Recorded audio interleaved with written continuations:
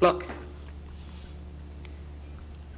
every tool that we develop has its limitations. And I don't know what your 50th anniversary will be like. I hope you'll invite me back.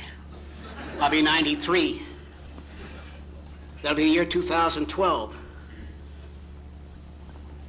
But I hope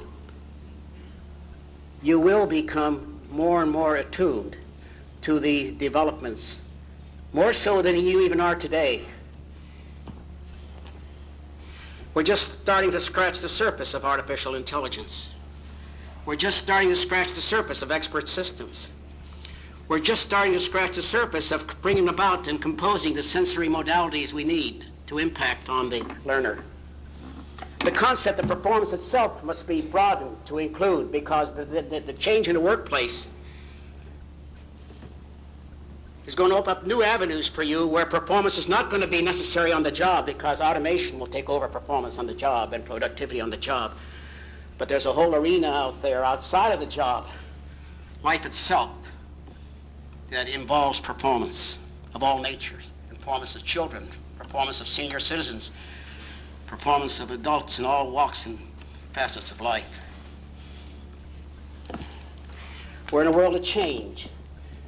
There's a lot of volatility in our environment.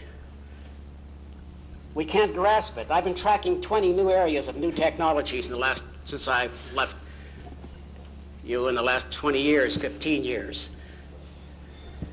And I can't keep up with them. I've been trying to communicate to myself first and then to others, non-technical executives, what they mean. But I'm 68 now. I was 48 when I was addressing the Cable Television Association in San Francisco. Do all you know where cable TV was in 68?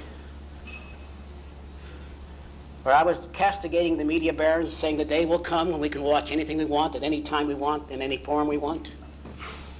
And my daughter, who then was 8, she's now 28, I said, Rebecca, stand up. Here this little girl stood up with her mother, seated beside her mother in this room of 2,000, you remember, Bess. Hold up your mother's purse. And I'm quoted Margaret Mead at that time. I don't know what kind of a world it'll be. Margaret Mead said, no man shall live today in the world in which he was born. Well, at that time I said, no man shall live today, shall grow up in the world in which he was born, go to school in the world in which he grew up, go to work in the world in which he went to school, and die in the world in which he worked. Well, a few weeks ago I was saying, no man shall be born in the world in which he was conceived.